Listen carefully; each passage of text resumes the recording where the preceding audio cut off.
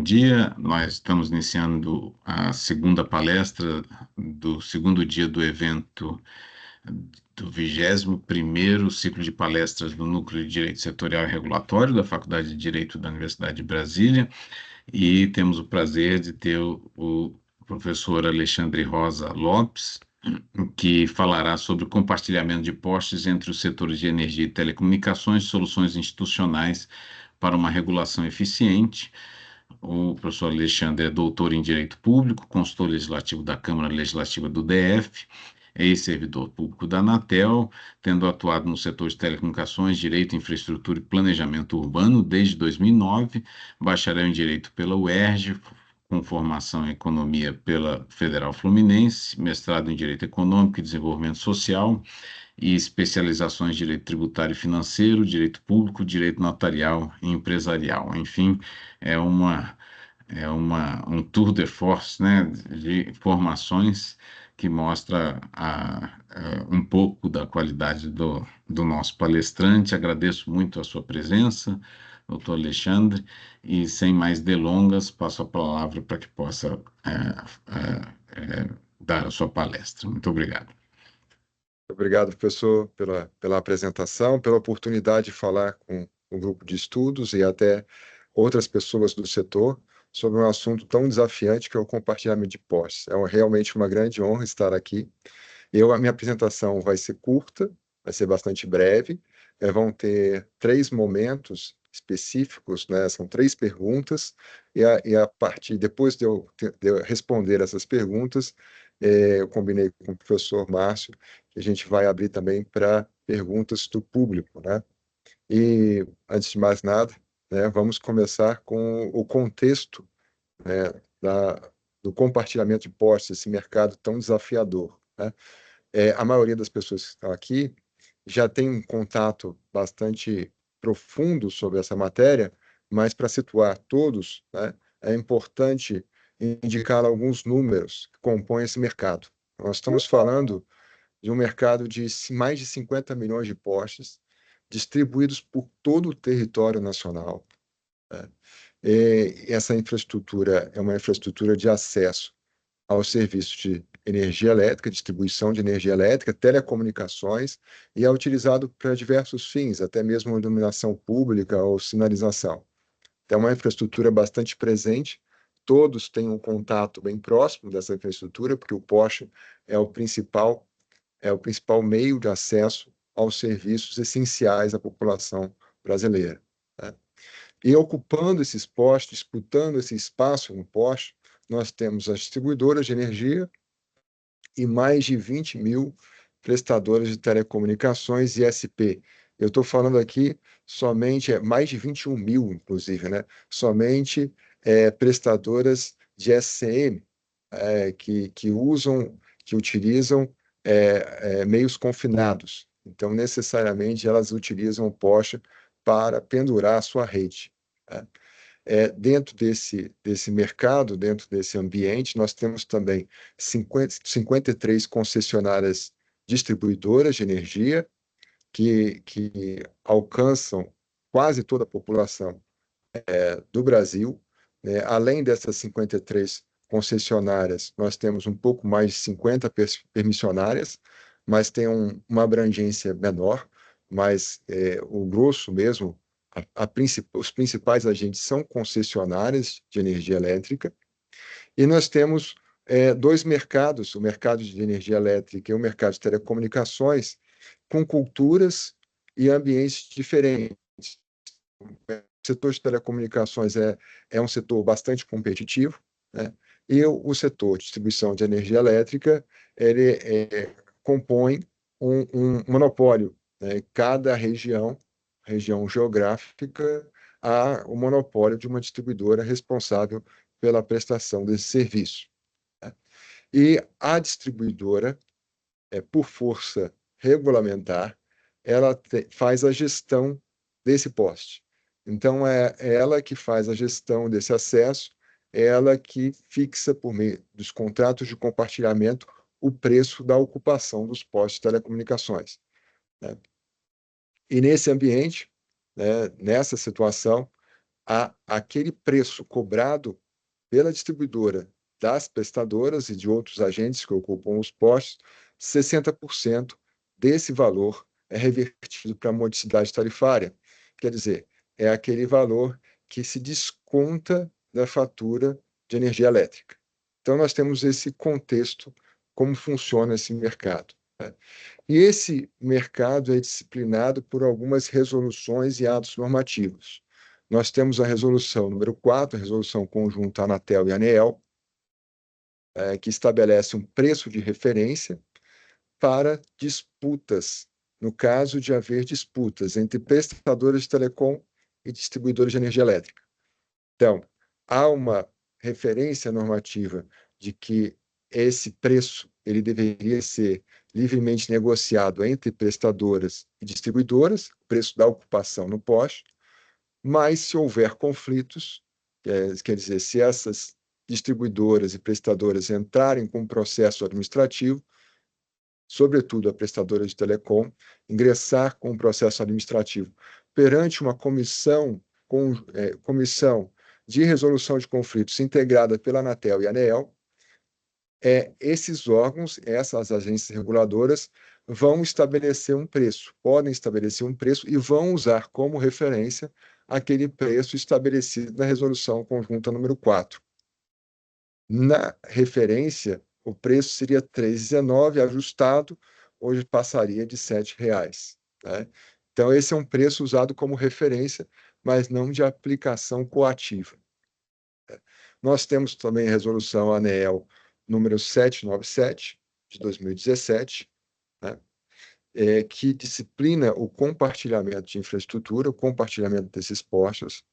Nós temos também o poste legal, né, uma resolução conjunta entre o Ministério das Telecomunicações e o Ministério de Minas e Energia, né, o decreto número 10.480, que é o poste legal, é um decreto bastante enxuto, que estabelece algumas diretivas que deveriam ser usadas para a nova regulamentação do compartilhamento de postes, que ainda não foi editada, né? E nós temos também, no curso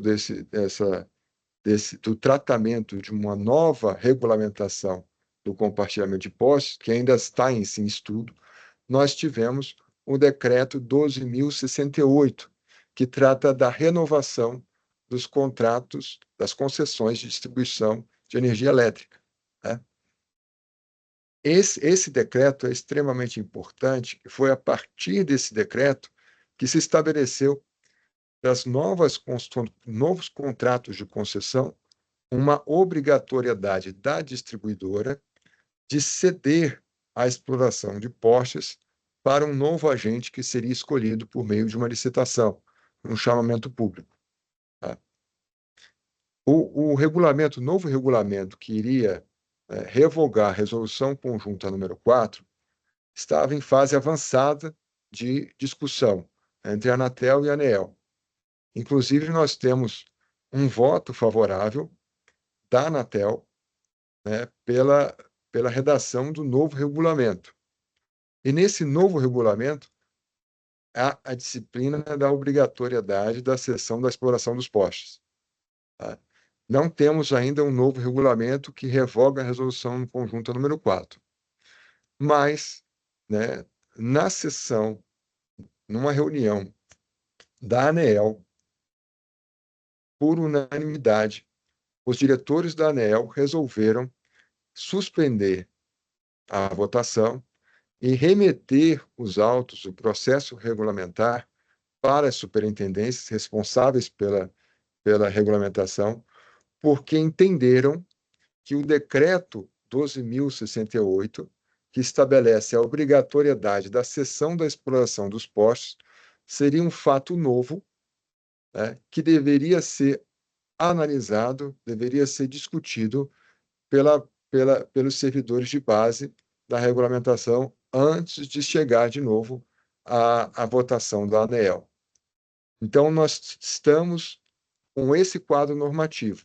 Nós temos algumas leis, alguns decretos, alguns atos normativos relevantes, mas o principal aguardado pelos setores de telecomunicações e energia, sobretudo o setor de telecomunicações, ainda encontra-se em fase de aprovação. Então, nós temos um ato normativo, que é um ato normativo conjunto, né, que deveria ser aprovado pela Anatel e a ANEEL, mas não foi, foi aprovado apenas pela Anatel, né, e a ANEEL suspendeu o processo e aguarda novos estudos a respeito, principalmente, segundo o alegado, principalmente sobre a obrigatoriedade ou não da cessão da exploração dos postos. Então, temos essa divergência entre a Anatel e a ANEEL sobre um ponto bastante específico. Então, diante desse contexto, a minha explanação, a minha provocação, ela pode ser resumida na formulação de 3 perguntas. A primeira é: existem soluções, existem algumas iniciativas que os setores podem tomar, independente do novo regulamento? Porque o setor de telecomunicações aguarda o novo regulamento, né, principalmente com relação ao preço da ocupação e novas regras de regularização, para tomar algumas iniciativas. Mas existem iniciativas que seriam possíveis serem tomadas ainda sem a edição do novo regulamento? Então, eu coloco aqui 3 iniciativas como provocação para a nossa discussão inicial. A primeira iniciativa, que eu acredito que seja a iniciativa mais importante, que é a utilização do Instituto da Mediação para estabelecer novas regras de ocupação entre os atores por meio de acordos dentro de um processo administrativo, né? Então, eu tenho ciência, né, inclusive eu estou acompanhando, que a Abrint, que é uma associação que congrega o maior número de prestadores de médio e pequeno porte, ela está tomando iniciativas para realizar uma mediação coletiva com distribuidoras de energia elétrica. Então, a Abrint, como um órgão legitimado, um órgão representativo, que agrega muitos agentes, poderia estabelecer, em mediação, acordos com a distribuidora, por exemplo, com relação a um preço mais adequado à ocupação dos postes, em troca de algumas situações. Por exemplo, a menor litigiosidade dessas prestadoras de telecom. Nós enfrentamos, né, nesse mercado um grande desafio. É o seguinte: as distribuidoras, elas têm liberdade para estabelecer o preço, né? Mas existe um preço de referência. Então, muitas prestadoras de telecomunicações, por iniciativa de escritórios de advocacia, né, ingressam com ações judiciais pretendendo a aplicação do preço de referência, já que o preço de referência ele está muito distante do preço real cobrado nos contratos de compartilhamento, né? E nesses casos nós temos diversos resultados, né?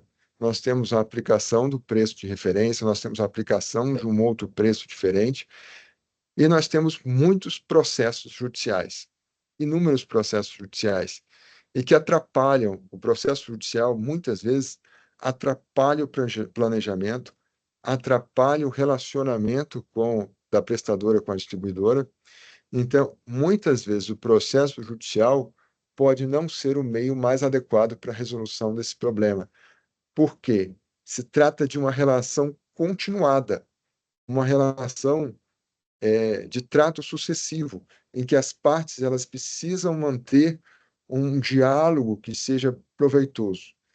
E talvez, e eu acredito que esse seja o resultado melhor, a busca pela mediação e a busca por agentes representativos do setor atuando na mediação seja muito mais adequado, justamente porque é possível identificar os interesses de cada agente, né? Evitar um conflito diretivo, né, e que cada agente possa demonstrar o seu interesse e haver uma justa composição desse interesse. E eu coloco ainda mais. É possível que a gente possa, num processo de mediação, discutir não só o preço, mas também a regularização. E até mesmo, fugindo um pouco do escopo da mediação, se utilizar os órgãos reguladores para chancelar, para homologar situações de ocupação da prestadora de telecomunicações em troca de um preço mais vantajoso para a prestadora, né, prestadora de serviços de telecomunicações. Então, eu acredito que essa seja uma iniciativa louvável e que, por exemplo, a Abrente, ela tomou essa iniciativa, tomou a frente desse processo e eu acredito que em breve nós teremos alguns resultados em relação a isso. Até porque a mediação é um processo muito mais célere do que um processo judicial. A segunda iniciativa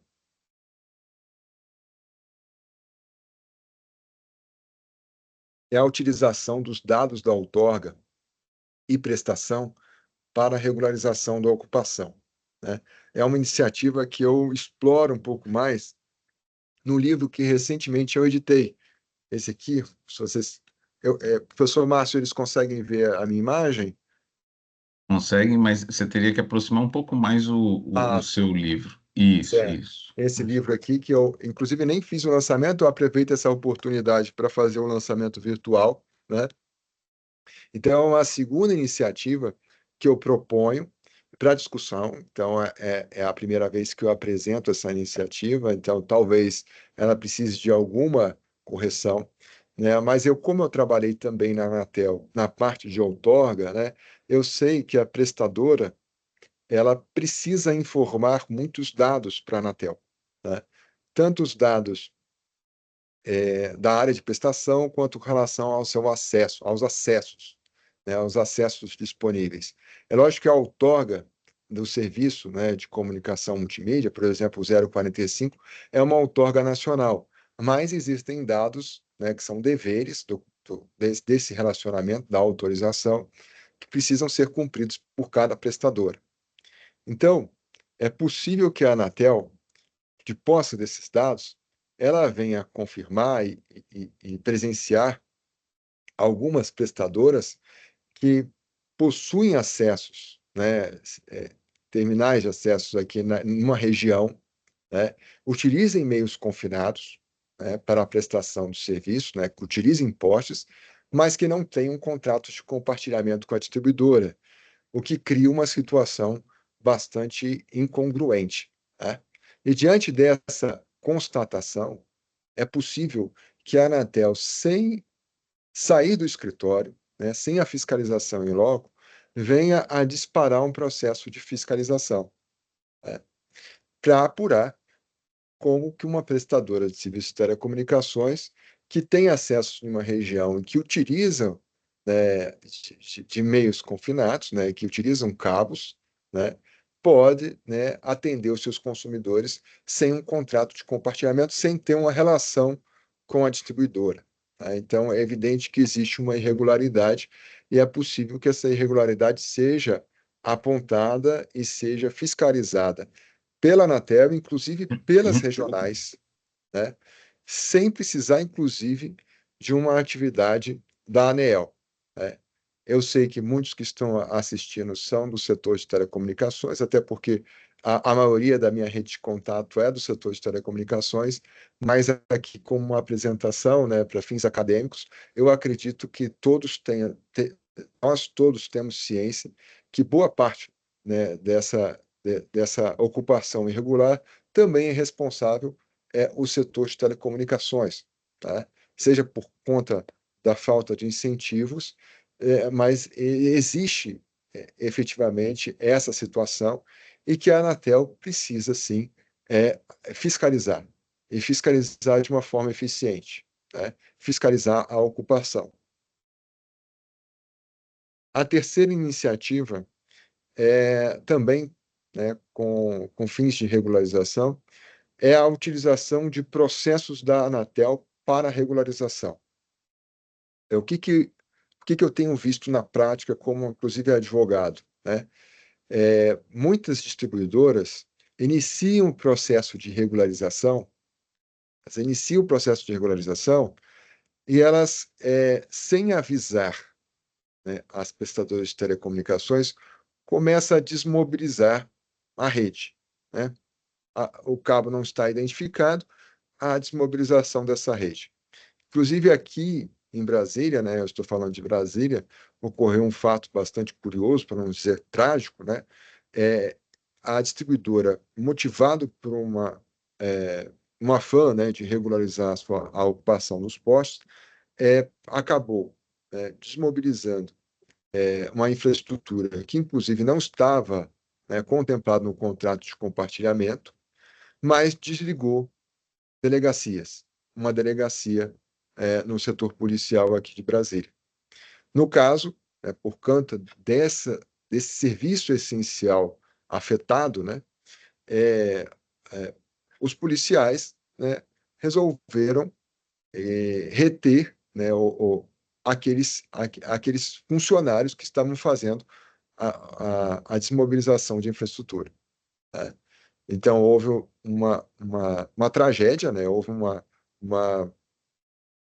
uma situação de interrupção de um serviço essencial, né? E se a delegacia efetivamente soubesse que estava contratando uma empresa que estava ocupando de forma irregular, uma irregularidade, provavelmente ela não teria contratado, né? Então, o ideal, nesses casos, para inclusive dar mais segurança ao processo de desmobilização, seria utilizar até mesmo um processo administrativo da Anatel para realizar uma regularização mais inteligente. Por quê? Hoje, né, por meio do processo SEI, a notificação de todas as prestadoras ela é feita por meio eletrônico.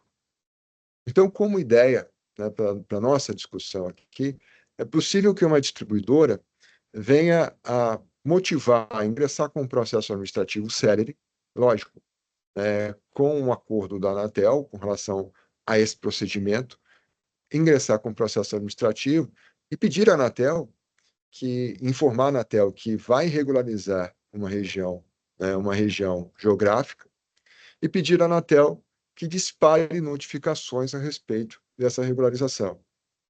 Então, é possível que, nesses casos, né, não haja uma interrupção por meio de um processo judicial desses processos de regularização. Eu também tenho visto, né, que muitos processos de regularização, que não seja por meio de um processo administrativo, são interrompidos por liminares no judiciário. Então, muitas distribuidoras começam a regularizar, mas as prestadoras ingressam com ações judiciais informando que não é possível a desmobilização porque haveria interrupção no serviço essencial, né? E a distribuidora acaba sofrendo os efeitos de uma liminar que dura muito tempo e a distribuidora não consegue regularizar a ocupação nos postos.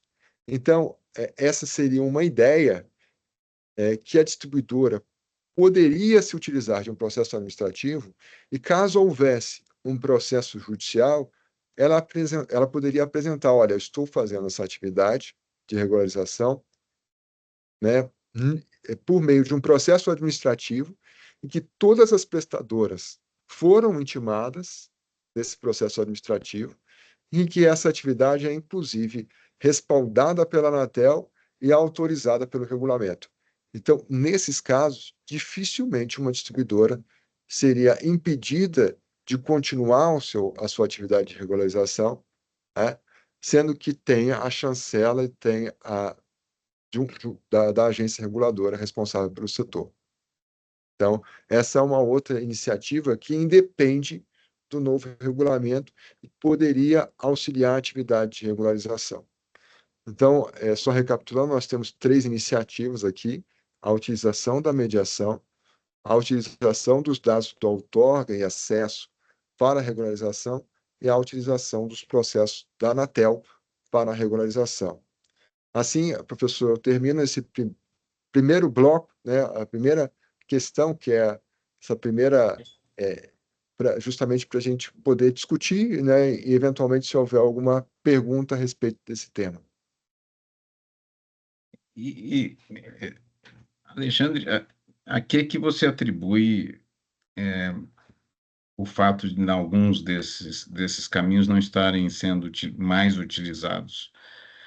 Quer dizer, é sempre uma aposta de que a solução virá pelo regulamento conjunto, né? Mas é isso somente ou existem alguns outros fatores que estão operando? A utilização da mediação, né, ela depende de uma... Inclusive, eu estou começando aqui no IBMEC uma disciplina uma disciplina na graduação, né, eu vou lecionar, né, no IBMEC sobre esse instituto que é a mediação, né, sobre métodos adequados de resolução de conflitos. E o que a gente verifica nos estudos, né, desse tema é que a adoção da mediação ou da arbitragem ou de outros métodos é uma adoção que depende de uma alteração de uma cultura, né? Então, eu já estou formado há um pouco mais de 20 anos, e na minha graduação, eu não fui apresentado de forma adequada a esse Instituto da Mediação, tá? Então, na medida em que nós vamos evoluindo, né, e presenciando algumas questões mais complexas, né, nós vemos que o poder judiciário no Brasil ele passa a não ser tão efetivo para a resposta a problemas, principalmente diante de uma relação continuada. E muitas vezes, se me dá liberdade aqui de comentar, professor Márcio, esses processos judiciais, eles somente beneficiam os escritórios de advocacia, tá? Então, há um conflito, né, evidente, em que um terceiro, que é o Poder Judiciário, é chamado para intervir e, e não há uma pacificação daquela situação, até porque se trata de uma relação continuada, que aquele contrato de compartilhamento ele vai ter fim, vai ser celebrado um outro contrato e a distribuidora vai renovar essa situação, estabelecendo um preço diferente, né? Então, nós temos respostas muito imediatas do Poder Judiciário. Então, eu acho que passa por uma sensibilização dos atores, né? E nós estamos conseguindo fazer isso, até porque a Abrint está tomando essa iniciativa, e também da atividade da própria Anatel. É interessante que eu participei, isso há bastante tempo atrás, né, na formulação do regimento interno da Anatel, na parte de procedimentos, né? Inclusive, eu era coordenador de um regulamento que acabou não saindo, porque ingressou na discussão do regimento interno, que era sobre resolução de conflitos. E, na época, nós firmamos uma situação em que a arbitragem é diferente da mediação. Ou então a resolução administrativa de conflitos, que é o arbitramento efetivado pela Anatel, é diferente da mediação. Tanto é que, se formos ver no regimento interno, há procedimentos distintos, né? E justamente porque na mediação não há um terceiro, no caso da Anatel, né, estabelecendo, dirigindo a situação. Se as partes não chegarem a um acordo, a Anatel poderia dar uma determinação. No processo de mediação não é assim. No processo de mediação, os próprios interessados, eles são protagonistas da resolução daquele problema. Então, se um deles não quiser aquela solução, é só levantar da mesa, né, que não haverá aquela resposta. E diante dessa incerteza, indefinição e dependência da outra parte, né, por conta da nossa cultura, muitas vezes de litigiosidade, né, nós não optamos por essa via. Mas, efetivamente, eu estou convencido que nesse processo, né, do compartilhamento de postos, talvez a mediação seja a via mais adequada, justamente porque existe muito dinheiro na mesa, existem muitas ineficiências.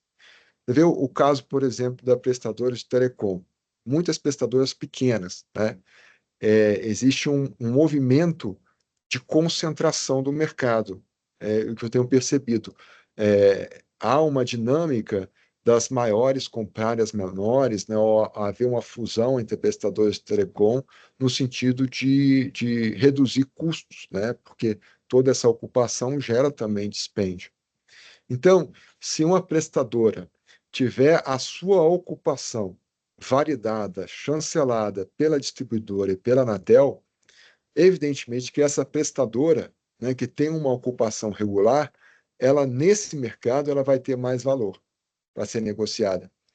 Então nós percebemos aí que a infraestrutura que é cara para o setor de telecomunicação, para prestadores de telecom, está sendo, né, mobilizada no poste de forma irregular e que poderia se tornar regular se houvesse uma facilitação do diálogo entre a prestadora e a distribuidora, né? Então, no meu trabalho, né, no meu livro, eu procuro identificar o seguinte: muito mais do que a solução ser imposta por um agente regulador, a solução deveria ser encontrada pelos próprios agentes que estão mais próximos ao mercado. Tanto é que, no meu livro, eu presto muito atenção às contribuições em consulta pública, aquela consulta daquele regulamento que ainda não foi editado, e começo a avaliar os interesses de cada agente. E eu percebo que é possível que haja a composição desses interesses. E a agência reguladora, ela tem a principal função de estreitar esse diálogo.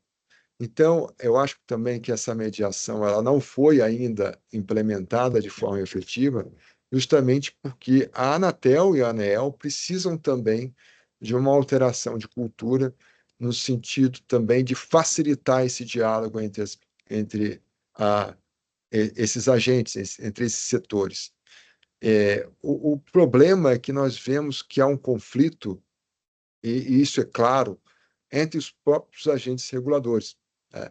Nós vemos que há uma disputa, né, política em razão das diferenças de culturas, né, entre a Anatel e a ANEEL, né, principalmente identificado assim, entre o Ministério de Minas e Energia e a ANEEL, mas isso extrapola um pouco a discussão aqui do nosso painel, né? Mas eu acho que nós temos um bom caminho para implementar essa mediação, e essa mediação coletiva, a minha ideia seria uma mediação coletiva pelos órgãos de associação, pelos órgãos de classe, né? E uma vez estabelecida as cláusulas, os termos dessa mediação, seria possível uma iniciativa das prestadoras para aderirem esses termos por meio de processos específicos de adesão, né? E aí, demonstrando, por exemplo, a sua ocupação, e aí tentando regularizar o passivo, né, que ainda não está demonstrado para a distribuidora, né? Com relação à segunda iniciativa, né, por que não é utilizado?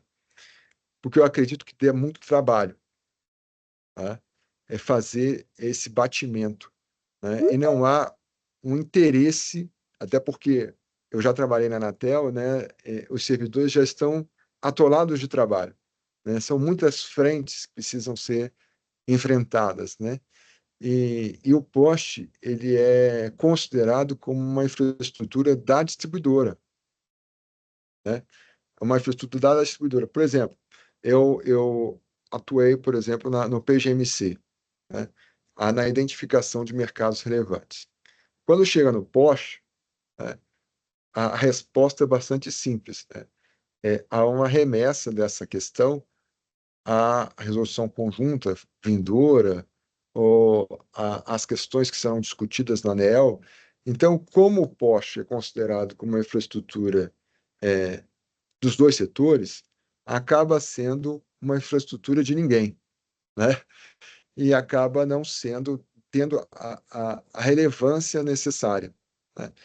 Então, eu acho que precisa também de uma sensibilização da Anatel, no sentido de fazer com que ela assuma essa responsabilidade pela desordem na ocupação, tá? E a terceira iniciativa, eu acho que é uma questão até de desconhecimento do funcionamento por parte das distribuidoras do funcionamento da Anatel, né? Então, precisa ter uma aproximação um pouco maior das distribuidoras, né, da Anatel para fazer isso acontecer. Bem, obrigado. É só avisando a todos que quem desejar realizar questões, fazer perguntas, é só levantar a mão, tá? Mas devolvo a palavra ao nosso palestrante para que ele possa No continuar a sua final também, exposição. Sim. haverá possibilidade de intervenções, né? Mas quem quiser fazer a intervenção pontual em cada bloco também é bem-vinda. A segunda pergunta é com relação aos parâmetros para fixação do preço do compartilhamento, tá? É uma questão que vai ter que ser decidida pela Anatel, pela ANEEL, mas não ficou decidido na nova resolução que estava sendo realizada. Então, qual o quadro que nós temos? Nós temos uma minuta de resolução que foi aprovada pela Anatel, mas não foi aprovada ainda pela ANEEL. E nessa minuta há a direção de que o preço do compartilhamento será um preço regulado, não mais um preço de referência, né?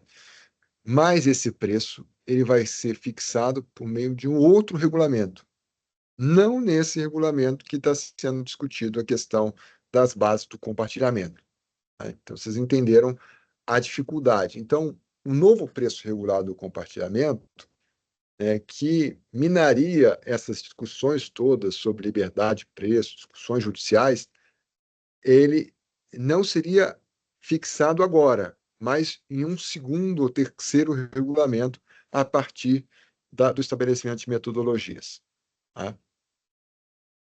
Mas, conforme eu já explicitei em outro livro meu, um livro um pouco mais antigo, né, mas também não tão antigo, né, que esse preço do compartilhamento ele pode ser regulado, ele deve ser regulado, mas ele não é um preço livremente negociado por uma questão do próprio mercado.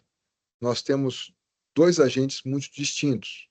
Nós temos a distribuidora, que tem um monopólio, e nós temos uma prestadora de telecomunicações que é dependente dessa infraestrutura. Então, a prestadora de telecom, ela, ela vai, vai adotar aquele contrato imposto pela distribuidora. Não há liberdade de fixação de preço, né? Não há liberdade. Há só uma previsão no regulamento de que esse preço seria livremente ajustado. Mas nós vemos na prática que existe um contrato de adesão. Ou a prestadora adere às cláusulas daquele contrato, ou ela não vai ocupar de forma irregular os postos, né? Isso é bastante claro. Mas, por outro lado, nós temos na LGT um dever, né? Algo estabelecido pela lei, de que a distribuidora deve compartilhar a capacidade ociosa do poste, né? Havendo disponibilidade, ela deve compartilhar. Não é algo disponível, né? Existe um dever. E diante dessa situação, há algum tempo atrás, eu estudando o caso, né, eu vi um caso no STJ bastante emblemático, bem interessante, que me fez refletir sobre isso. E eu coloco aqui um RESP, né, que vocês estão vendo, é o 130.9158 do Rio de Janeiro, mas existem outros casos similares, e o caso que eu estou me referindo é um pouco mais antigo, né, que era a seguinte situação: não se trata do poste em si, mas outra infraestrutura de acesso muito similar, que é o caso das antenas. Então, o caso é o seguinte, né? Existia um contrato de locação, em que o dono do terreno locou para uma torreira, né? Tinha uma torre, e essa torre, por uma questão legal, ela precisava ser compartilhada por várias prestadoras de telecom, é, entre várias prestadoras de telecom. Só que nesse contrato de locação, haveria uma cláusula de vedação à sublocação do terreno, né? Havendo o compartilhamento da torre, o proprietário do terreno resolveu ingressar em juízo, afirmando a violação desse contrato e da cláusula específica de sublocação, né? E aí o STJ e as instâncias inferiores também tiveram essa postura, adotaram um resultado bastante interessante. Eles falaram o seguinte, que esse contrato de compartilhamento ele não tem natureza de direito negocial. Ele teria mais próximo ao direito real. Então, seria mais próximo a uma servidão administrativa. Então, na verdade, não haveria sublocação. Haveria, sim, uma servidão. Então, não haveria, no caso, descumprimento do contrato, porque não estávamos diante de uma sublocação. Com essa decisão, eu pensei, poxa, quais as diferenças desse caso no caso do Porsche, né? Será que efetivamente há um contrato de locação? Será que o contrato de compartilhamento, primeiro, ele tem natureza negocial dessa forma como previsto na legislação, né, na LGT? Será que ela não estaria mais próximo a uma servidão? E se fosse servidão, aí vem a questão adicional. Sendo servidão, o preço pago não é um preço negociado, é uma indenização pela ocupação daquela infraestrutura. E essa questão, ela ganhou um contorno mais abrangente com a discussão no STF da ADI 6482 de 2021. Essa ADI, ela discutiu, mais especificamente, né, a validade de uma disposição da Lei das Antenas que estabelecia a, a gratuidade da ocupação nas faixas marginais das rodovias, tá? Então, uma concessionária de rodovia, antes da Lei das Antenas, cobrava um preço pela ocupação das margens na rodovia, tá? Com a Lei das Antenas, houve o estabelecimento dessa gratuidade por força legal. Eles ingressaram, principalmente as concessionárias, né, motivaram essa ADI, estabelecendo, olha, estão violando o contrato de concessão, estão se violando a livre iniciativa, né, a liberdade negocial, com essa disposição. Estão violando questões constitucionais com essa disposição. Não é possível a gratuidade, né, da ocupação, até porque as margens da rodovia são objeto de concessão, e que a concessionária teria o poder de disposição por meio de contrato daquele espaço, né? E o que o STF decidiu? Ele decidiu da mesma forma do STJ, em casos diferentes, mas com a mesma lógica. No caso, eles indicaram que há uma natureza real dessa ocupação, que há gratuidade, sim, até porque haveria, se houvesse custos, seria possível se cobrar, mas não havendo custos, não haveria a possibilidade de se cobrar. Então, o que deveria ser cobrado seria uma indenização pelos prejuízos causados à concessionária das rodovias. Entendeu? Então, com essa lógica, eu utilizo esses dois casos emblemáticos para afirmar que o preço do compartilhamento é um preço que, não, primeiro, não deve remunerar a distribuidora ao ponto dela ter lucro com a ocupação dos postos, né? Segundo, esse preço ele é uma indenização. Então, necessariamente, ela tem que estar referenciada aos custos suportados pelas distribuidoras, tá? E outra situação, não é uma receita acessória. Como não é uma receita acessória, é uma indenização, aquele valor deve estar referenciado aos custos e não há reversão para a modicidade tarifária, porque não é receita, é indenização. Então, com essa lógica, eu justifico a impossibilidade que é indevido a reversão para a modicidade tarifária no preço do compartilhamento, e essa seria a base legal dessa questão. Eu sei que essa questão tem muitas nuances, então eu queria, se possível, escutar as pessoas, né, e o professor a respeito dessa situação. Eu percebi que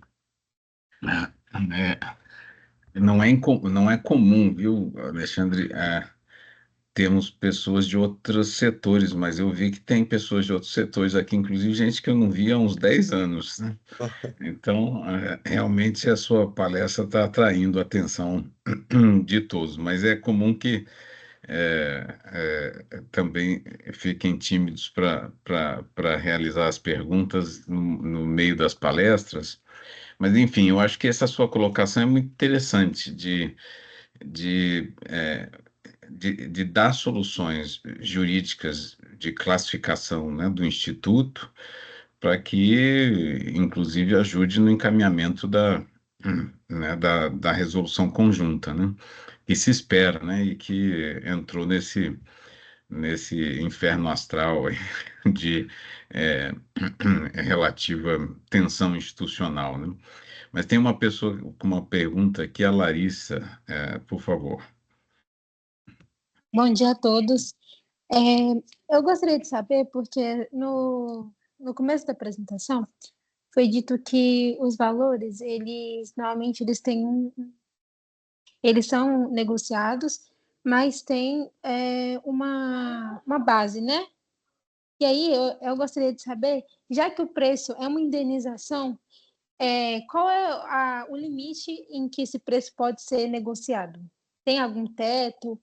Em que pode chegar ou vai depender da negociação feita?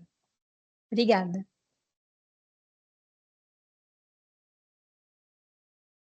Eu posso responder, professor? Sim, por favor. Então, nós temos algumas situações, né? Nós estamos na vigência, nós temos a resolução conjunta número 4, lá na ANEEL, que estabelece não um teto, mas um preço de referência. Esse preço de referência, essa sistemática de fixação de preço não é nova para a Anatel. Inclusive, era assim que se fixava as tarifas de interconexão, né? Só que em um mercado bastante diferente. Então, nenhum agente, eu vou sendo bastante sincero aqui, nenhum agente conseguiu regular o preço ainda, até por conta das disputas políticas dos setores. Então, a regulação de preço, especificamente, né, estabelecendo um preço coativo, né, para as distribuidoras, ela depende de uma força política, né? E depende também da necessidade de discussão de custos. Quais são os custos de cada distribuidora?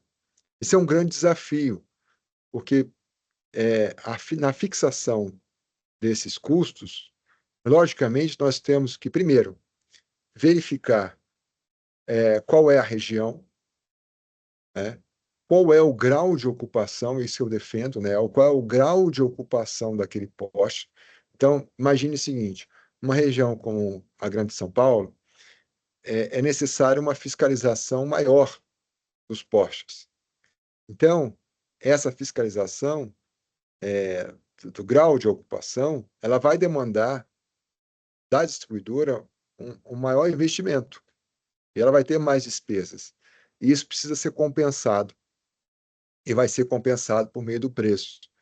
Diferente de postes, né, em que são alocados em regiões mais remotas, né, com pouco ou nenhuma saturação. Nesses casos, vai ser muito mais fácil a fiscalização desses postes. Então, todas essas questões são desafiantes.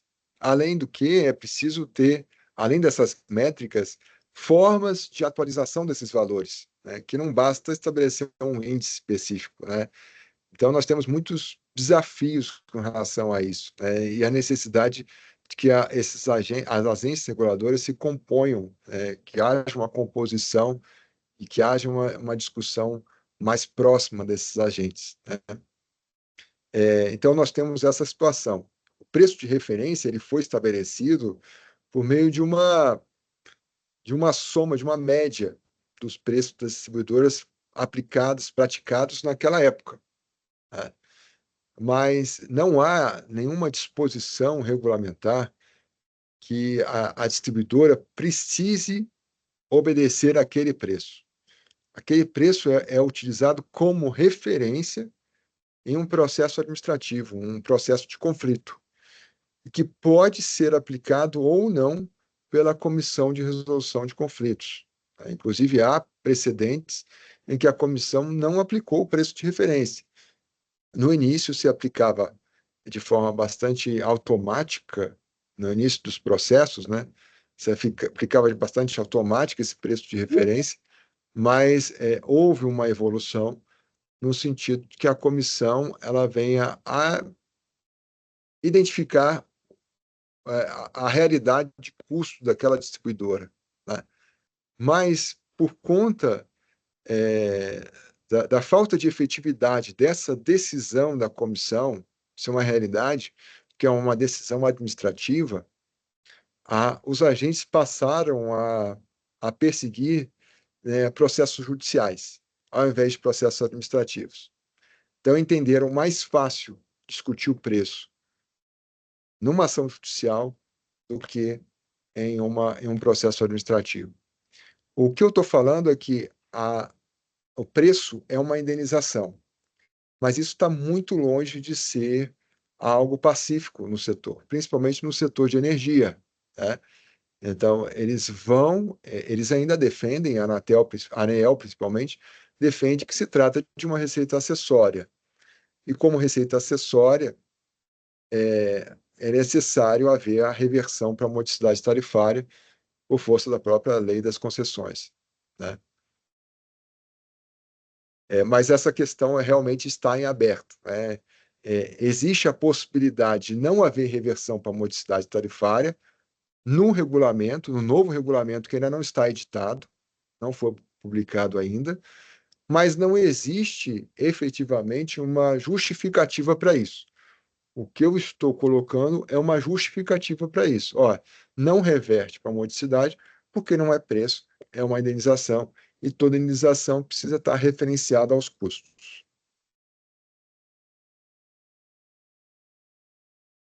Bem, obrigado, Alexandre. Vamos continuar então para a terceira fase. Vamos lá. Essa é a terceira pergunta, né? Prometo que é a última, né? Não, é a última, mas é uma das mais desafiantes, né? E foi o objeto do meu livro, principalmente, são várias páginas dedicadas a essa questão. Se é possível ou não a cessão da exploração dessa infraestrutura. Então, nós temos a principal divergência entre a Anatel e a ANEEL justamente nessa questão, né? Sobre a possibilidade do regulamento determinar a cessão da exploração do poste, né? Conforme a ANEEL, isso não seria possível, porque se trata de um contrato de concessão, né? E esse contrato de concessão dá poderes para a distribuidora, e não é um novo regulamento, um fato novo, que haveria a possibilidade de romper esse ajuste firmado, até por preceitos legais bastante sedimentados, consolidados, que seria a força obrigatória dos contratos. Então, haveria uma segurança e imprevisibilidade terrível na questão. Então, e na justificativa, percebam, na justificativa da obrigatoriedade da cessão, na própria análise da Anatel, né, e inclusive em alguns informes, né, que subsidiaram a aprovação do novo regulamento, que não foi ainda aprovado pela ANEEL, mas foi pela Anatel, que a cessão seria obrigatória porque as distribuidoras não têm gerido de forma adequada os postos. De forma abstrata, eles estabelecem isso e, como consequência, a obrigatoriedade da cessão. Nessa questão, eu identifico uma irregularidade técnica jurídica. Se há efetivamente a alegação de um descumprimento de uma obrigação, ela necessariamente deveria ser apurada por meio de um processo administrativo, em que se oportunizasse a distribuidora a, a possibilidade de defesa ou a indicação: olha, eu tenho feito a gestão adequada do poste. É necessário que haja identificação da infração e do seu infrator, né, em um processo administrativo específico, não por meio de um processo regulamentar, né? Mas eu concordo com a possibilidade de cessão da exploração, mas não em razão dessa justificativa dada pela Anatel. E eu concordo da possibilidade, viabilidade, da obrigatoriedade da cessão por duas razões. A primeira, que está justamente nesse slide aqui. Existe uma diferença entre concessão de infraestrutura e concessão de serviço. A concessão de infraestrutura ocorre em diversos mercados. Por exemplo, que a gente falou aqui sobre o mercado das rodovias, né? A concessão das rodovias, ou então do metrô, né? Em que o agente ele é responsável pela infraestrutura e pode explorar aquela infraestrutura. Então, na concessão de infraestrutura, há uma concessão multi-universo. O que significa isso? Os agentes, usuários daquela infraestrutura, os usuários finais daquela infraestrutura, eles não são identificados, ou se são identificados, não é possível identificar a unidade, o benefício repartido de cada agente. Quer dizer, não há especificidade e não há divisibilidade no caso da concessão de infraestrutura. E a remuneração, ela não pode ser remunerada mediante taxa ou tarifa, o preço público, no caso, né, se o agente for privado, né? Diferente do contrato de serviço, da concessão do serviço, né? Na concessão de serviço, é possível se identificar o usuário, é possível se quantificar o benefício de cada usuário. Então, se trata de um serviço específico e divisível.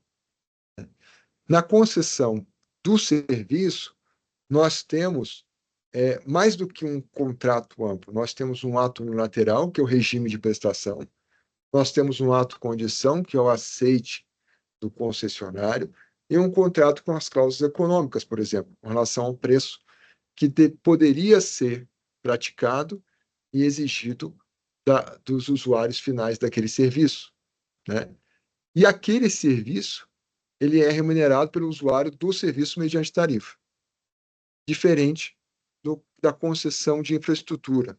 Na concessão de infraestrutura, nós temos a administração pública, via de regra, remunerando aquele concessionário, né? E o que nós temos no setor da elétrica? Nós temos a concessão do serviço de distribuição de energia elétrica. Nós não temos a concessão da infraestrutura poste, né? Então, considerando que há uma concessão do serviço, seria possível a administração pública conceder a um agente terceiro a infraestrutura poste, tá? É lógico, nós temos uma situação que, com a concessão do serviço, a distribuidora de energia elétrica, responsável por aquele bem, né, que seria um bem reversível, por uma questão até de tradição, né, hoje ela tem a governança daquela infraestrutura. Mas nada impede, eu pesquisei e verifiquei, né, nada impede que haja uma concessão da infraestrutura do poste, porque em nenhum momento, nos contratos de concessão vigente, há a previsão de que é concedido o poste. O que é concedido é o serviço, e o poste, como um bem essencial a esse serviço, passa também à administração da distribuidora. Mas, repito, nada impede que o poder delegante venha a fazer uma nova concessão, mas agora a concessão do poste, né? E com um novo regime. E uma outra razão que é pode causar um pouco mais de calor, que é o seguinte: eu tenho a ideia, isso é muito comum no direito administrativo, né? Um pouco diferente do direito civil, de que o bem concedido ele é definido, tanto a sua gestão quanto a forma de governança é definido pela sua função, não pela sua titularidade. Então, eu construí, a partir, né, lógico, de autores de renome do direito brasileiro, a possibilidade de compreender um bem a partir da sua função, e essa função ser responsável pela gestão e a forma de regulação. Por exemplo, o poste. O poste ele é um poste que é utilizado pelo setor elétrico, pelo setor de telecomunicações, é utilizado para fins urbanísticos, né, para sinalização, para iluminação pública. Então, cada função poderia ser considerado um bem autônomo. Então, haveria uma fração ideal deste poste. Então, para a função de distribuição de energia elétrica, o regulador seria a ANEEL. Para a função de telecom, o regulador seria a Anatel. Para a função de iluminação pública, o regulador seria o município. Mas é necessário, nessa fração, nessa situação ideal, que haja também a regulação da infraestrutura de suporte, né? E que, no caso, por conta de uma tradição, seria da ANEEL, mas com um novo regulamento, com uma seção dessa exploração de infraestrutura, poderia ser um outro agente, né? E não somente a governança seria da distribuidora de energia elétrica. Eu sei que esse assunto é complicado, é complexo, e eu gostaria de perguntar a vocês o que vocês acham dessa situação, né? E se existe alguma pergunta em relação a isso.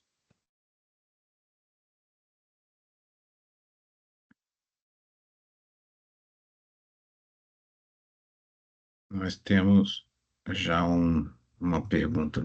O Ricardo Augusto, por favor, a palavra é sua. Essa bem profunda essa questão quando você analisa a concessão da infraestrutura e a concessão de serviços. Talvez isso explique muito a divergência entre as agências em relação à empresa exploradora de infraestrutura ou a posteira, né? Esse é um dos pontos que a gente, do setor de telecom, a gente se preocupa bastante. Apesar da gente a gente usar a infraestrutura dos postes, é sempre uma grande dúvida para todos nós a questão do papel dessa empresa terceira, essa empresa posteira, que faria essa gestão, né? Supondo que o poste é uma infraestrutura comum ao setor elétrico, ao setor de iluminação pública, como você bem colocou, e até adicionaria aqui a sinalização, às vezes, também, sinalização em relação ao tráfego, né, dos carros também, ele é base das placas e tudo. Para a gente é bem complexo, porque fica muito claro que pode baixar o custo, mas certamente deve aumentar receitas adicionais. E como isso não está regulamentado e não está claro exatamente qual caminho será seguido, qual custo, qual o valor unitário que vai ser definido, qual é o FU que vão ser escolhidos ali para dividir o custo entre os setores que usam o poste, né? nas notas técnicas eles não consideram, não sei se você queria comentar, podia falar sobre isso também, eles não consideram outros agentes que não sejam o setor elétrico e de telecomunicações. Algumas dos exercícios de divisão de custos, eles simplificam entre dois agentes, telecom e elétrica, né? Então, eu queria que você falasse um pouquinho sobre esse sentido. Existe essa divergência hoje em relação à posteira, e o ponto-chave para mim é vai seguir o caminho de um novo negócio para que se pague o valor das posteiras, mas a gente não sabe exatamente qual será o valor, porque de fato pode ser que reduza, pode ser que aumente, fica muito confuso para todos nós essa questão da posteira, e nós usamos o poste, né? Então, para a gente, não, a nossa posição é que a gente quer usar o poste da melhor forma possível sempre, prezando pela qualidade, prezando pela segurança, né? Esse do nosso lado aqui, a gente se preocupa muito com isso. Mas fica muito nebuloso essa questão da posteira, e acho que você exemplificou muito bem essa condição nesse slide que você coloca aqui. Então, eu queria que você falasse um pouquinho nessa direção, do seu posicionamento sobre essa sessão obrigatória, ou que seja não obrigatória, mas opcional, né? No papel dessa posteira. Se você pudesse falar, eu agradeceria, Alexandre. Sim, claro. Na arte que eu coloquei para divulgação do evento, a pergunta estava: a seção da exploração é juridicamente, econômica e juridicamente possível, né? E aí eu retirei a questão econômica justamente porque seria mais uma provocação. Eu não tenho uma resposta e é necessário que haja um estudo, e eu acredito que, inclusive, ninguém tem a resposta ainda, né? Tanto é que as agências reguladoras, elas deixaram para precificar o compartilhamento em processo posterior, estabelecer metodologia, né, e estabelecer os custos, né? Mas é evidente, se as agências colocam um terceiro nessa relação, esse terceiro precisa ser remunerado, né? Então, e esse terceiro ele vai ser remunerado apenas a título de indenização, né? E qual é o espaço dessa indenização? Eu não posso, eu acredito que não posso simplesmente pegar aquele valor que seria revertido para a modicidade tarifária e remunerar o terceiro, né? Mas, ao mesmo tempo, é impossível se colocar nessa situação. O que nós temos? Por que essa ideia da cessão da exploração veio à tona e chegou até a regulamentação? Eu acredito que foi porque as distribuidoras, a todo instante, disseram que a atividade dela não era o compartilhamento. A atividade dela era a prestação de serviço de distribuição de energia elétrica, e que elas não tinham interesse na atividade de compartilhamento. Não tinham interesse econômico, não tinham interesse em fazer a gestão desse compartilhamento. Então, por óbvio, né, as agências reguladoras tiveram essa ideia. Ou então, se ela não tem interesse, então vamos buscar quem tem esse interesse, né? Mas o interesse, todo mundo sabe que o interesse ele é decorrente dos benefícios que se advêm naquela exploração. Então, se a distribuidora, isso é uma provocação, gente, se a distribuidora não tem interesse, por que ela não tem interesse? Se ela fosse remunerada de forma adequada, né, ela teria interesse. E outra questão, ela diz que não tem interesse, mas efetivamente, será que é possível que ela tenha, né?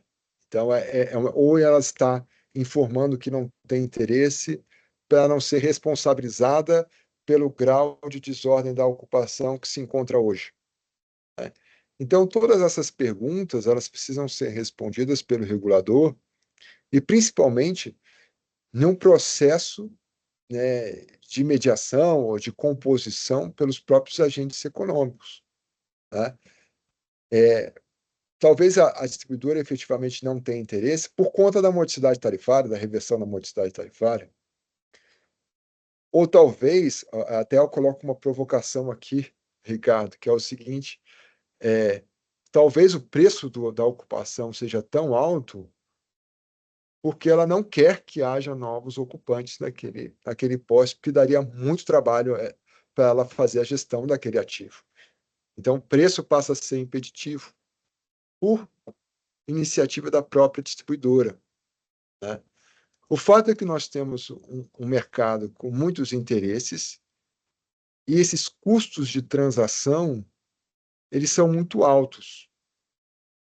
Para que um novo agente entre no mercado e explore essa infraestrutura, é necessário, primeiro, que ele tenha segurança para fazer essa gestão, porque se não fizer a gestão de forma correta, ele poderia ser responsabilizado, né? Então, haveria um risco muito grande. E no mercado que tem um risco muito grande, o capital, né, a remuneração precisa ser mais alta. Então, talvez a gente tenha que sentar e discutir um pouco mais isso, né? O que eu coloco aqui é que existe sim respaldo jurídico para haver essa cessão, mas o respaldo econômico eu tenho as minhas dúvidas. Eu tenho as minhas dúvidas.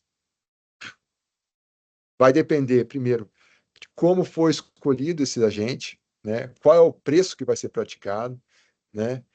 E principalmente, olha, principalmente, eu acho impossível, bastante temerário, que haja apenas uma empresa responsável pela exploração dos postes no Brasil inteiro. Isso, eu acho que, eu acredito, eu espero realmente que os agentes reguladores entendam dessa forma. Necessário que haja, se houver a cessão da exploração, que haja uma fragmentação muito maior de acordo com a realidade de cada local, né? Senão nós vamos ter um problema bastante sério aí de coordenação dessas atividades, né? Com Eu relação aos outros, posso desculpa, professor. acrescentar uma questão, Sim, só claro. para entrar na conversa e o Ricardo me diga se é esse encaminhamento, essa posição dele, né? Também. Ficou claro que existem vários problemas, né? Um problema é o risco da regulação, né? Qual é o imponderável da regulação geral definir parâmetros que depois façam com que os atores, os players, fiquem presos a determinadas estruturas que podem, inclusive, gerar mais ônus para o setor de telecomunicações, principalmente, né? Ah, mas o outro problema é o que você acabou de comentar, né? Se nós tivermos um só intermediário, é, o que a regulação conjunta estará trazendo é um monopólio, né, de gestão da infraestrutura, né? Mas se a própria regulação definir vários intermediários, vira um oligopólio. Co- Como que se Como que o setor vê, né, também na sua visão e como que aproveitando essa interação, né, porque se nós temos uma proposta que é uma proposta regulatória que não está abraçada pelos atores, né, do setor, porque ela envolve um risco econômico que é imponderável, né, existe, o melhor não seria uma questão, caminhar para um caminho de abertura de espaços negociais individualizados, mas controlados pelo excesso? O que eu quero dizer com isso? Na sua resposta, em algum momento falou-se da solução de mediação, né? Então, estou pescando corretamente que a melhor solução é a resposta, é a primeira solução que foi indicada na sua exposição? Eu acredito que sim. Eu acredito que sim. Até por uma questão de formação. Eu acho que os agentes, eles podem chegar a soluções mais atrativas. Nós temos uma seleção adversa, professor, porque nesse mercado, muitas vezes aquele agente, o prestador de telecom, que ocupa de forma irregular, ele se beneficia porque não precisa pagar o preço, né? Então, ele é considerado, segundo os reguladores, uma espécie de carona, né? E ele atrapalha os agentes regulares a operarem de forma regular. Mas esse agente regular, ele, ele tem um limite de atuação, né? Ele tem um limite de atuação. Então, ele não pode ser um agente irregular o tempo todo. E, de forma geral, apesar de haver muita irregularidade, incentivo à irregularidade, eu, eu presencio iniciativas de agentes que querem a regularização, né?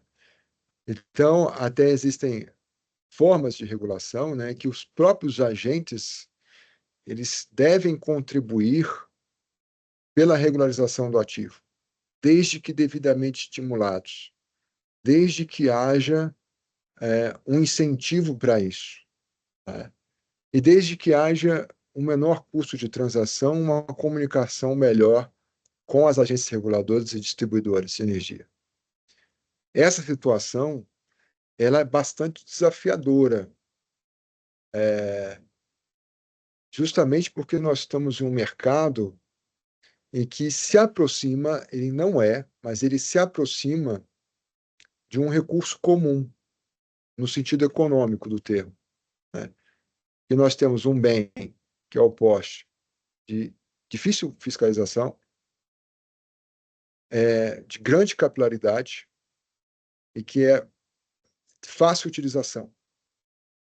Diante desse caso, né, com essas características, nós temos outros bens também, considerados recursos comuns na economia, para se entender de forma fácil, por exemplo, um lago ou alguns parques, né, em que as partes elas são estimuladas a explorar de forma demasiada aquele ativo, né? E aí chegando naquela exploração demasiada que é a tragédia dos bens comuns, né, dos recursos comuns. Então nós temos uma situação próxima, não é igual, né, mas uma situação próxima dos recursos comuns. Tanto é que eu me preocupei bastante com isso no meu livro. Eu dedico a parte final a dizer que a gestão dos bens comuns não necessariamente acaba em uma tragédia. Nós temos diversos mercados e que é possível, com a participação dos agentes que integram esse mercado, uma administração próxima e inteligente que não haja esgotamento desses bens. Então, eu utilizo bastante os estudos de Elinor Ostrom sobre isso, né, a governança dos recursos comuns, que ela identifica esses mercados e os fatores que levam à governança desse bem, né? E um desses fatores é essa forma facilitada de resolução dos conflitos. Os conflitos haverão uma questão de diferença de cultura, porque somos diferentes, mas a forma de compor esses conflitos, né, a melhor forma de compor deve ser perseguida por todos os agentes, né? E existem diversos outros fatores que eu exploro na minha obra que poderiam contribuir para uma governança melhor. Eu acho que é uma questão cultural, é difícil, algo construído pelos agentes, em proximidade com o setor regulado, né? Mas é preciso. Não existe uma solução rápida e de cima para baixo que resolva o problema de uma vez por todas, né? A menos que nós chegamos a uma tecnologia que venha a fazer uma ruptura, né? E o poste deixe de ser essencial. É, Mas no quadro que nós temos, é preciso entender toda a complexidade dessa infraestrutura. apenas para lembrar, porque você mostrou muito rapidamente o livro, o título do livro qual é?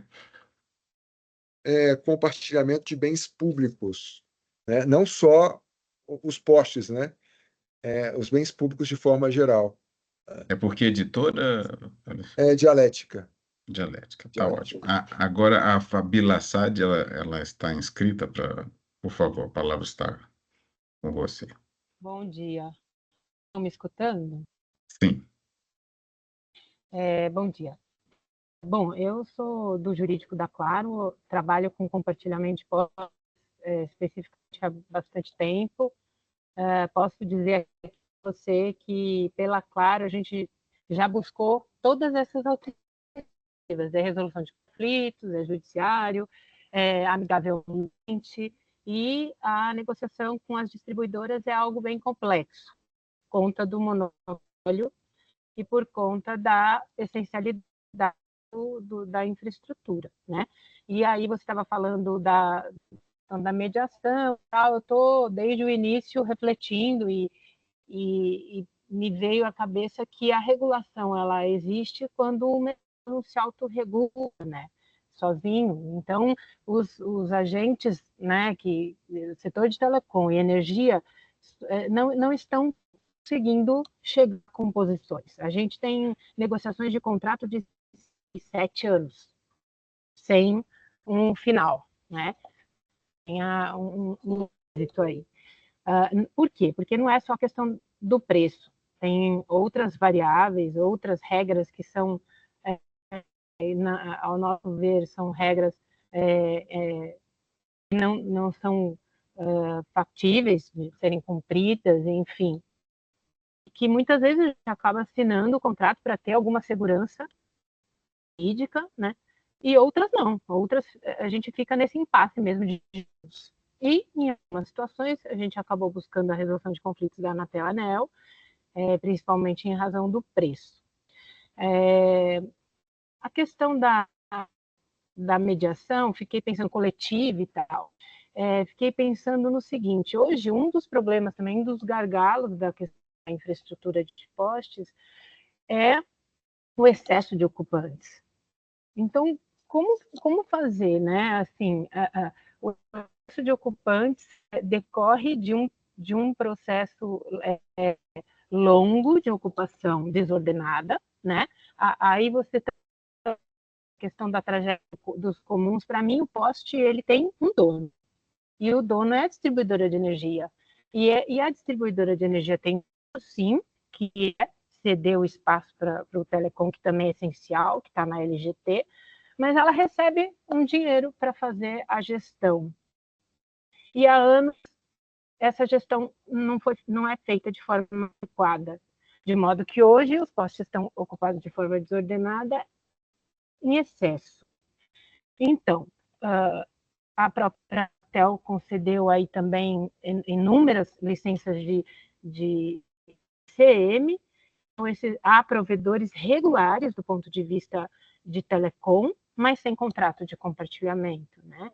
E aí, a própria essa questão do excesso de ocupantes, a gente como resolver isso em capitais que necessitam, né, de uma universalização de telecom, né, uma capilaridade maior. O setor de telecom não consegue entrar no poste, porque ele já está ocupado em excesso, né? E sabidamente, há aqueles que são irregulares. Como fazer com que isso seja resolvido numa mediação? Eu não consigo entender. Para mim, precisa haver regulação e fiscalização efetiva. Se não houver essa fiscalização efetiva, em primeiro lugar, a gente não consegue entrar para negociar de forma justa, amigável e buscando soluções boas, positivas para todos os atores, né? É uma provocação que eu faço e um pensamento alto para a gente poder debater. Sim, eu acho que a Claro e outras grandes prestadoras elas têm um desafio ainda maior, né, por conta da determinação de unificação de pontos, né, e da necessidade de desmobilização de uma infraestrutura legada, não tanto a Claro, mas algumas outras prestadoras, né, que acabam deixando, né, fibras apagadas ou cabos que não mais se utilizam nos postes, né? Então, você colocou pontos que, inclusive, são muito comuns e foram explorados na consulta pública, né? E um ponto que eu vejo que é recorrente das prestadoras é essa situação de informar que a distribuidora ela foi remunerada, né, pela gestão desse ativo por esse tempo todo e ela deveria ter tido alguma iniciativa e ela deixou a situação do jeito que está. Então, por responsabilidade, ela deveria assumir essa responsabilidade e não passar esse custo para o setor de telecomunicações. Isso, na verdade, é uma afirmação muito recorrente.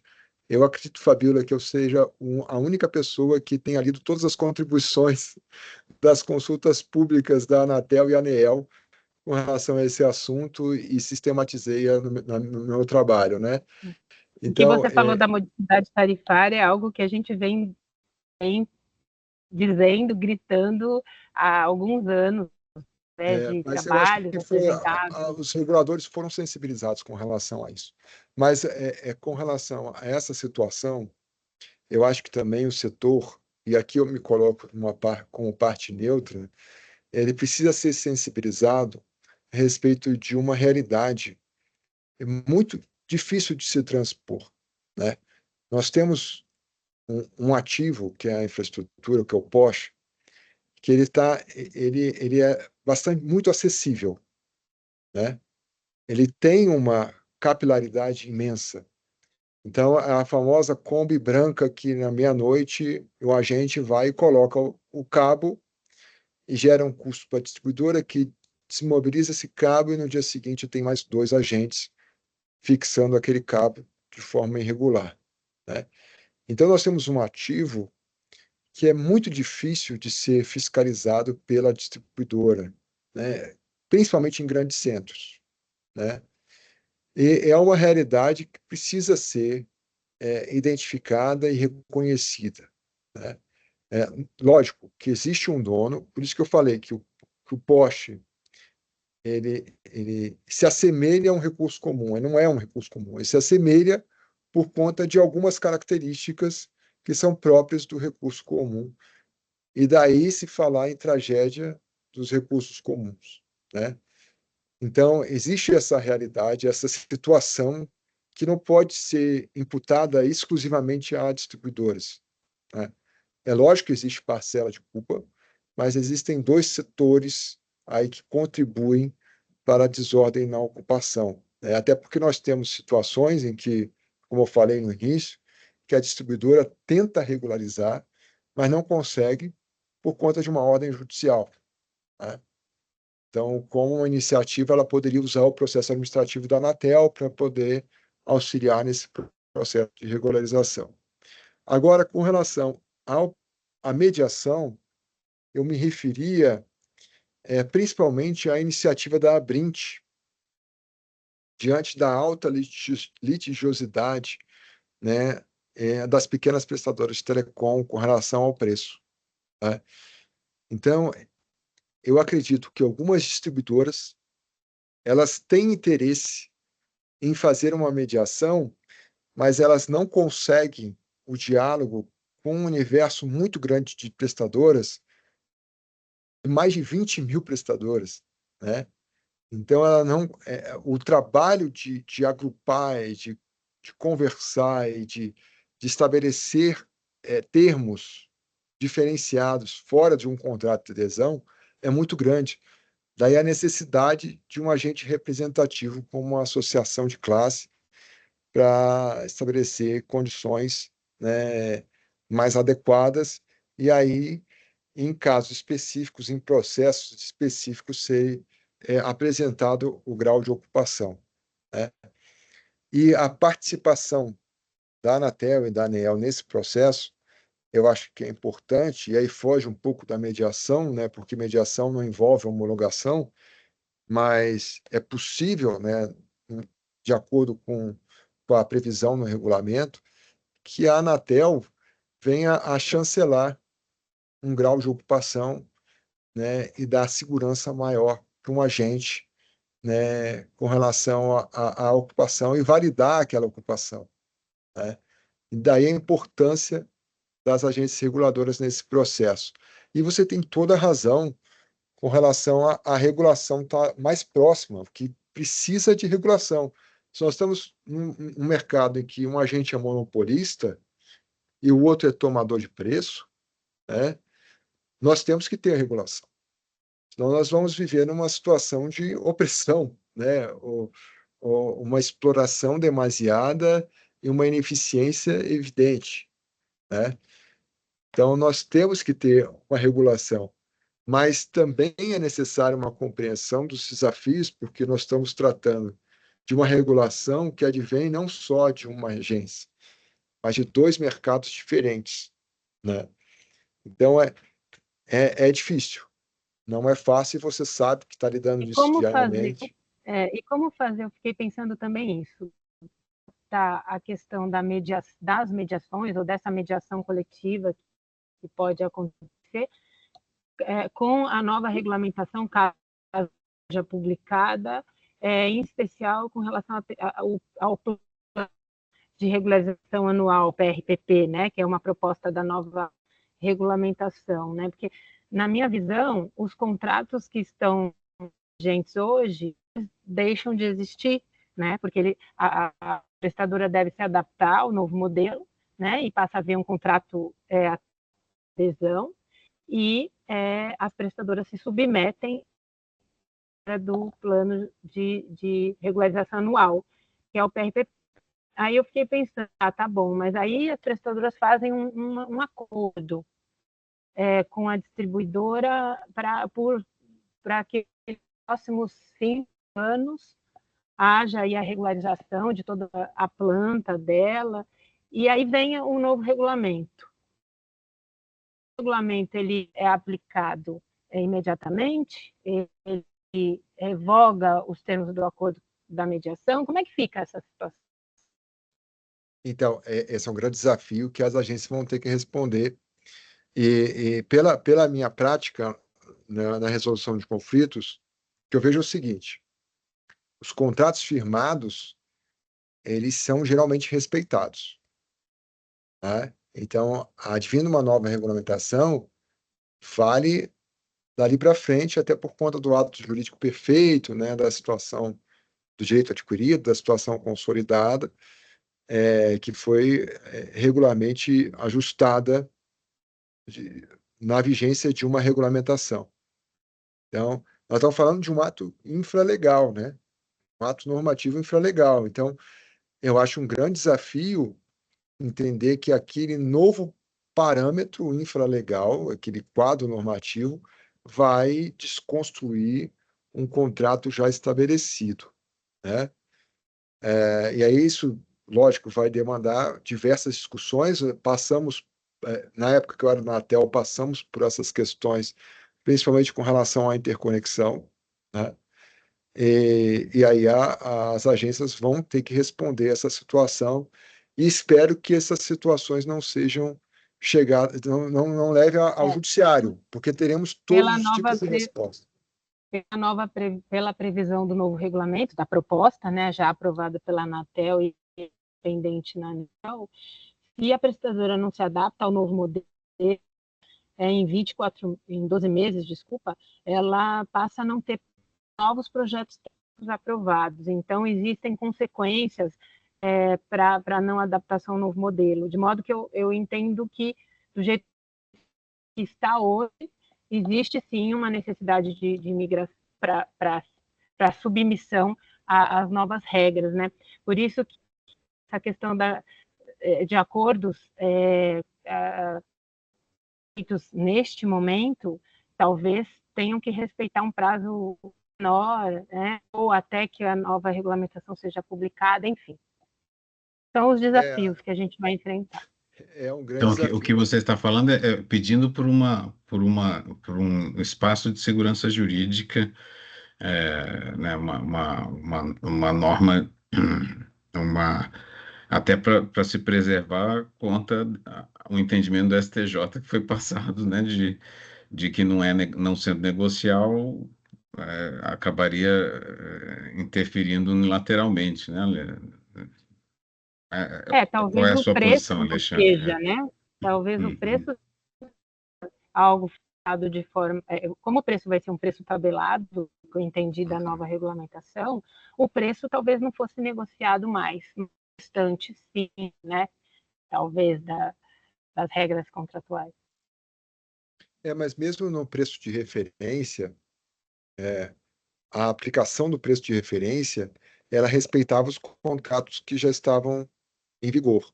Tá? Então, você tinha uma decisão da agência que estabelecia um novo preço, mas sempre depois de um novo contrato, né? Então, são questões assim difíceis de resposta, né? Mas, mas nós temos duas posições, né? A partir dos interesses, duas posições bem firmadas, né? Então, se a distribuidora, eu acredito tiver que adotar um preço menor por uma imposição da regulamentação, ela vai se ancorar num contrato já estabelecido, no ato jurídico perfeito, e vai levar, talvez, né, se não houver um acordo, às vias judiciais para uma discussão, ainda que haja uma consolidação dos tribunais superiores. Esse é uma bola de neve, né, que vai gerar diferentes decisões e difícil o equacionamento, né? Por isso que eu acho que é necessário, o caminho seria processos de mediação. E aí, como você colocou, não é só o preço. No processo de mediação é possível se colocar tudo, né? Muitas situações. E é um processo que tem a confidencialidade como um dos princípios principais, né? Então, é possível que se venha a negociar uma ampla amplas questões, né? Até realizando de justa parte, as partes mesmo, realizando novos contratos e rescindindo de forma bilateral aquele contrato que já foi firmado, né?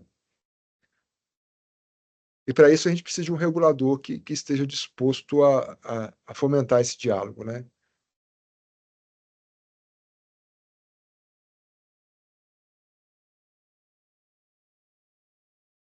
Tudo bem. Acho que a discussão está muito interessante e mostra como que o, o tema é espinhoso e sem soluções ah, que possam ser visualizadas como balas de prata, né? Em setores regulados, né, temas como esse são de soluções mais complexas, né? E o que o Alexandre, eu esqueci, a sua exposição encerrou ou ainda tem mais algo? Encerrou. Pronto. Agora sim, tá, tá. Então era o terceiro ponto e eu já estava concluindo nesse sentido. Acho que nós chegamos no tempo, e realmente o fato de pessoas do setor e das operadoras, né, terem ingressado na discussão mostra quão relevante é esse tema e como que gera uma instabilidade e uma insegurança quanto aos encaminhamentos que estão sendo implementados, né? Então, é muito importante essa sua exposição também para esse momento, de alguém que conhece como ninguém todos os problemas do setor e dessa complexa relação interinstitucional e intersetorial. E foi uma palestra excelente. Em nome da universidade, eu agradeço muito a sua palestra, Alexandre, e a participação de todos, e deixo as últimas palavras para o nosso expositor. Foi um grande prazer, professor Márcio, estar, né, sendo mediado, assim, sendo apresentado por um professor, né, da sua categoria, né, da sua experiência no direito de telecomunicações, direito setorial. Eu tenho certeza que foi excepcional as suas intervenções, né? E é uma grande honra participar desse grupo. São só provocações, eu acho que temos todos a contribuir, né? E, novamente, eu agradeço muito a estar pelo convite, né? E uma dúvida, professor, essa apresentação ela foi gravada, ela vai estar em algum Sim, repositório? importante ter dito, porque fica na gravação, né? Ela foi gravada e estará no canal do YouTube do Núcleo de Direito Setorial e Regulatório da Faculdade de Direito da UNB. Eu divulgarei o link, mas de qualquer maneira o canal ele fica assim, para quem quiser acessar e ao invés de pesquisar diretamente no Google, pode ir à página do núcleo, que é NDSR, né, Núcleo de Direito Setorial e Regulatório.unb.br ou ndsr.org, para facilitar, e ingressando no site, logo em cima, no topo, aparece o canal do YouTube do Núcleo. Ok? Sim. Muito obrigado. Obrigado.